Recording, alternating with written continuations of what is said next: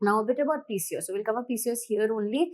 This is the typical polycystic ovary or polycystic morphology on the ultrasound, the necklace pattern, the string of pearls pattern, all that.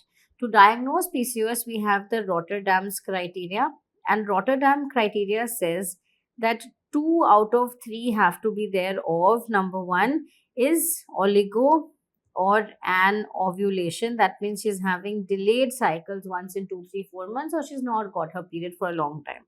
Secondly, there is clinical or biochemical evidence of hyperandrogenism. That means clinical evidence means acne, hirsutism.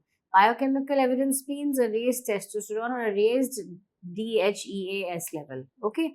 And third is you have the polycystic morphology. That is this picture on the ultrasound. Any 2 of 3 if they are there. And polycystic morphology could be in either one or both ovaries. It doesn't have to be necessarily in both the ovaries. Even one ovary you find it, it is polycystic morphology. So 2 of 3 is Rotterdam's criteria. Now, common questions that come these days are on management of PCOS. And to simplify this topic, it's very important to understand that the primary management goal, the main management goal on top of which everything else is lifestyle.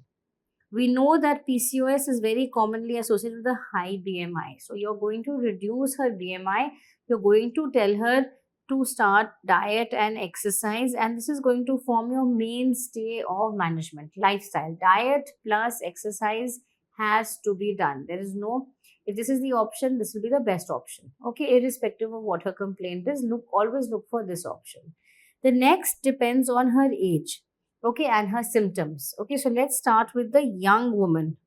The young woman who's probably unmarried or not, or married but doesn't want children, so not interested in fertility. This question can come, she can have two complaints. Either she has oligomenorrhea or delayed cycles, or she has acne, hirsutism. This is how the common presentation would be in this age group.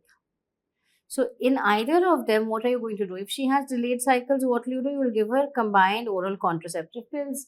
If she has acne and hirsutism, you give an anti-androgen, but we don't give plain anti-androgen. We give it along with an OC pill where the progesterone component is an anti-androgen, which we commonly give an OC pill containing a fourth generation progesterone, that is drospirenol. Okay, and this is, so we give OC pills basically for both the things where the progesterone itself is an anti-androgen. If this doesn't work for her acne or hirsutism, then to this we may add an anti-androgen, but the primary management is always an OCP containing an anti-androgen. This could be drospirenol or cyproterol acetate.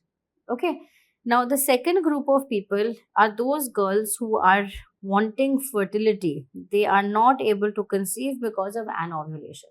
In this group, again, primary for both groups is lifestyle. Dono groups mein you're going to first emphasize lifestyle. So lifestyle plus OC pills. Lifestyle plus, in the second group, you're going to give her ovulation induction agents. And we'll be discussing this in a bit when we come to infertility. Here the drug of choice is what? The drug of choice is letrozole. Okay, which we give from day 2 to day 6. 5 days we give 2.5 milligram per day, and then we call her for follicular imaging, which we will discuss in a bit. So the drug of choice is letrozole, and if this fails, we can even try clomiphene citrate. If this fails, you can even do laparoscopic ovarian drilling, or you can consider giving her gonadotropins, that is FSH or FSH plus LH directly. Okay, and also sometimes there's a role of adding an insulin sensitizer like metformin. Now, the third group of people are those who are not even bothered about fertility. They've reached the age where their main concern is now what will happen in the future. So, the older woman. In the older woman where acne, hirsutism, oligomenorrhea, fertility is not a concern, but you need to tell this group of patients, and along with other things, is that she's at risk for two things. She's at risk of metabolic syndrome. So, you want to prevent metabolic syndrome, and this is again explaining lifestyle, and she's at risk of endometrial cancer. Okay, and now endometrial cancer is because of unopposed estrogen. There's no progesterone, so estrogen keeps lining the endometrium, makes it thick, and finally she develops endometrial cancer. So how do you prevent endometrial cancer? So for metabolic syndrome, and metabolic syndrome, remember, is important for all the groups. You have to counsel all the groups for metabolic syndrome, and lifestyle health plays the most important role here. But for preventing endometrial cancer, you have to make sure that she bleeds at least every 3 months. So you give her withdrawal bleeding with progesterone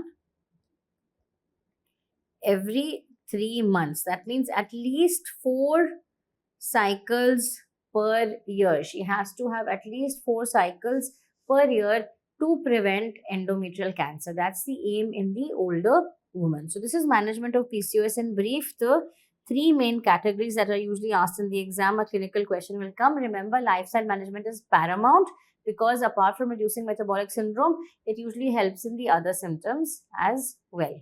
Okay.